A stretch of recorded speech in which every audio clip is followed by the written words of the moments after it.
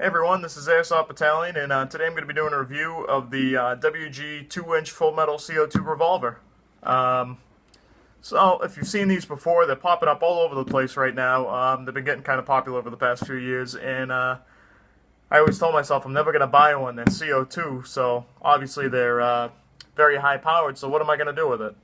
And then I happened to get a gift certificate to an Army-Navy store, and had to buy something, and I saw this in the gun case and picked it up, and it felt very nice, really heavy and whatnot. I said, alright, I'll buy it, and I really like it. So it's full metal. This is the stainless version. It comes in all different variants: fake wood grips, chrome, black, 2-inch up to an 8-inch version, and the different barrel styles, all these crazy guns. So when you get it, I don't have the original box, but it's gonna come with a speed loader for your shells, and then a rail for the top of the gun to mount a scope, which I think would look really cool on the big 8-inch chrome version with a nice big chrome scope on it. I think that'd look cool. So as you know, this gun is full metal aside from the fake rubberized grips here. They're plastic, but I mean they do their part. They kind of look the part. So your CO2 is gonna go. Drop it right in there, tighten it up on the bottom, and you're good to go. So, this being a revolver, it only fires 6 shots. So, just to show you, it has imitation shells. I mean, these are, brass shells. Each one of them holds a BB in the top, and they're really cool. They look really close to real bullets, and the bottom they say WingGun there, so you know it's a WingGun revolver.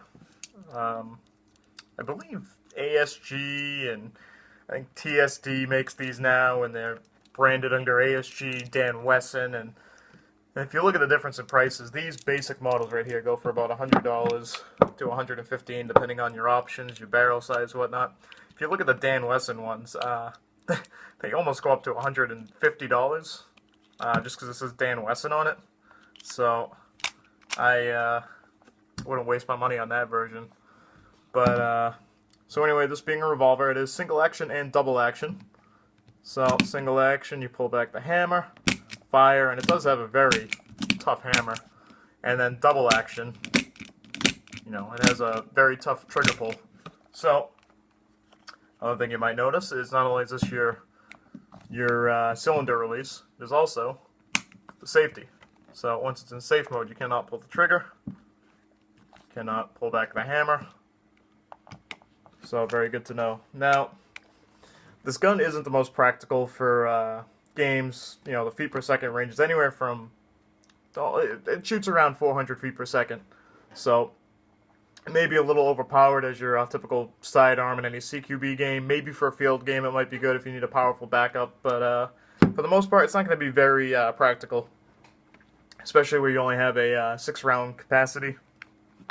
Now they do sell an aftermarket cylinder for this that they almost look like caps. If when you were younger, you ever got a cap revolver and it had the little round red caps. It looks like that. You put a BB in each one of them, and it goes into the special cylinder. And it's supposed to be kind of almost like a magazine for the gun. Now that does increase your capacity by 2, but it's $20 for the cylinder. Not that that's that bad, but I mean, in the end, you're still going to be trying to load a revolver in the middle of combat, opening it and trying to put it in. So it might not necessarily be the most practical gun, but for what it is actually very nice. I mean, the finish on it's nice. The only problem you're going to notice when you first get it, depending on where you live, what country, what state you live in, having an orange tip may be legal, or it may not be required by your state. Some states require them. The state I live in does not require an orange tip. So, a lot of my guns do not have them. So be very careful removing your orange tip. Make sure you check with your local laws. On this gun, instead of having your typical orange tip that just pops out the barrel, it's got a piece of metal that extends that you actually have to cut off if you want to remove your orange tip. So I took mine off with a hacksaw, I did it kind of. I didn't do a great job. I honestly don't use this gun much. I just wanted it to look better without that orange tip. So I did damage the front of my gun a little bit. So if you go to remove it, just be very careful. Kind of stinks that you have to do that, but you know, it's for safety, I guess.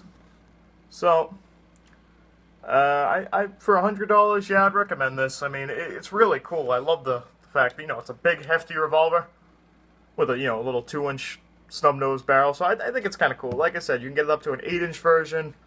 So they do have some cool variants of this. So yeah, I'd recommend it. You can get it from various sites for about $100. So yeah, I'd recommend it. Any questions, feel free to ask me. I'll get back to you. Thank you for watching.